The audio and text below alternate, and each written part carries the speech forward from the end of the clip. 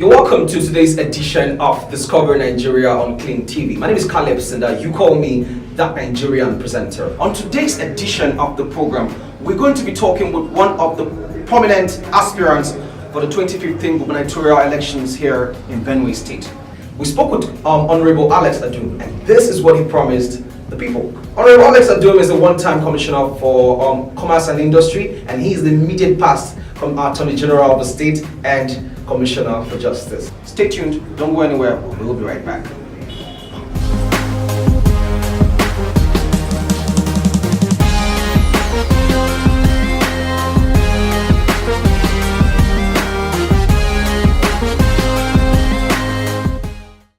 Well, I'm motivated to contest for the office of the governor of Benue State because of my conviction that I can add value to the work that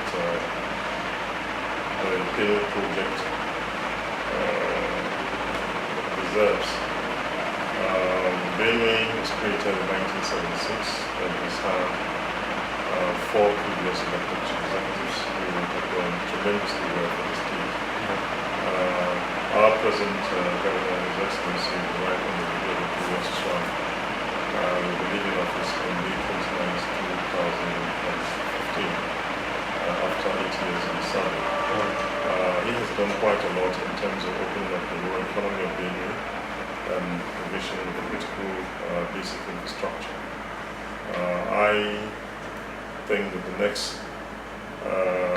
administration in Benue will have the challenge of not just consolidating on that and preserving its legacy, but also expanding it and taking Benue to the next level.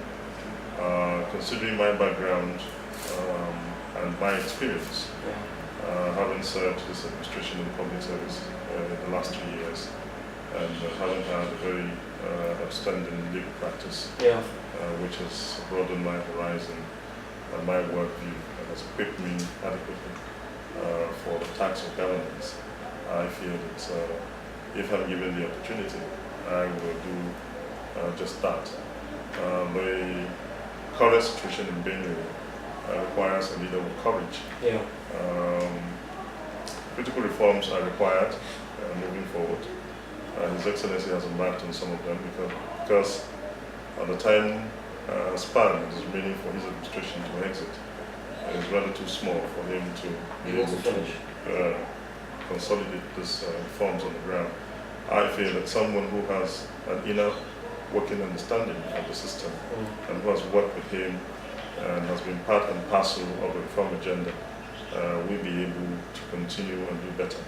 And it is based on this motivation that I am offering myself to the Benue public as the next governor of Benue State.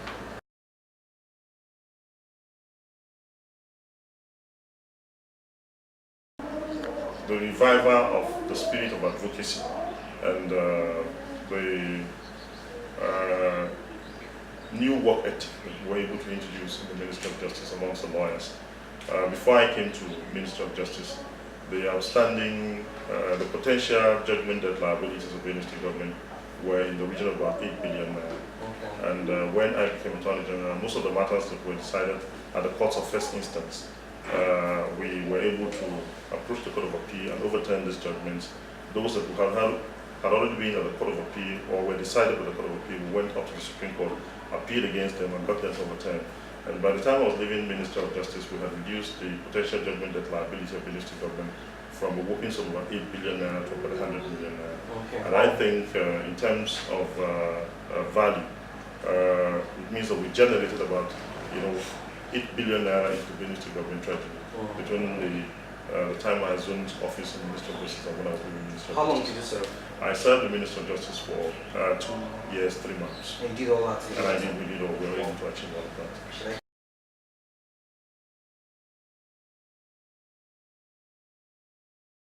Yeah, let me start from the educational projects that we have. In my manifesto, we have what we call the Student Enterprise Promotion Program, STEP. The Student Enterprise Promotion Program is essentially to indoctrinate the spirit of enterprise, to our youth at the very tender age so they can embrace it. So when you have the spirit of enterprise, you will basically be motivated to work for yourself. Yeah. I've always said is that billionaires don't work for people, billionaires work for themselves. Yeah. If there's anybody who's a billionaire here today who's an employee of anyone, I doubt if you can become a billionaire by being an employee of anyone. Yes. If you want to be a billionaire, you start thinking like a billionaire from day one, and you start building yourself like a billionaire and build your own business. And so what we want to do to our youth is to give them, the power, empower them in such a way that they will have the attitude of enterprise, the attitude of businessmen. And so if you graduate from secondary school and you really embrace the attitude of enterprise, you don't have an opportunity to further your education. Yes. That will not make you, an unemployed person. Because you have the basic skills and you have the basic knowledge and the basic understanding, to work for yourself. And so that's what we've done. And we have also the Benue Business Incubator, which is an incubation center where small businesses and people who have enterprise inclination, will be trained. In addition to the enterprise development center that we have here, and we create that kind of environment so that our young people, can be empowered. For wealth creation, to ensure that at least they get employment, the traditional civil service won't be able to accommodate everybody. There are limited job opportunities in the civil service, and the entire public service of Benue State government can't go beyond 80,000 workers, which is the present distance. Even at that, it's too high. Yeah. If you ask me, for a poor state like Benue, for a FAC allocation envelope just about 3 billion naira monthly, to have a workforce of about 80,000 people is on the high side. Yeah. And so what we're seeking to do when we have an opportunity to govern the state is to create wealth creating opportunities, through private-public partnership, like what we're doing in Igumali. Yes. The current construction work that's going on in Igumali has employed about 120 people, who are working there as construction workers. And if the cement plant comes on stream, that will give additional employment of about 500 people. Yes. Now, we've also created a template where we hope to industrialize the state by, promoting the establishment of at least 4 cottage industries yearly. And we have ring-fenced it with a band of about 250 million naira.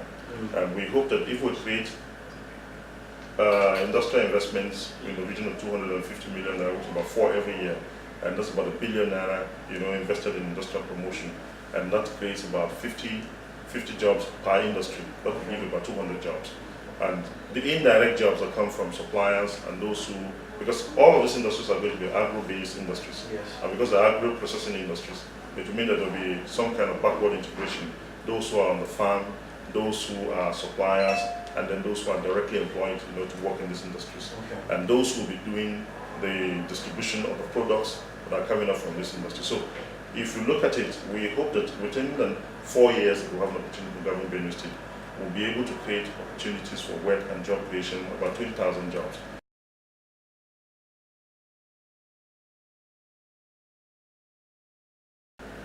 Yeah, governance is about ways and means, and in government, funding is actually a challenge, but we can overcome that challenge. There are several funding opportunities and funding windows that are available. The first direct funding, of course, is what is allocated to Benue from the Federation account. Yes. We intend to step up our IGR generation by blocking the collection and remittance loopholes that have permitted people to actually flitter away with the IGR of Benue State. We also intend to explore the capital market and some other financial windows that are outside there, for funding. For an administration that is new, it will be feasible, to create sourced for a bond that I can spread for over 4 years, 50 billion for instance.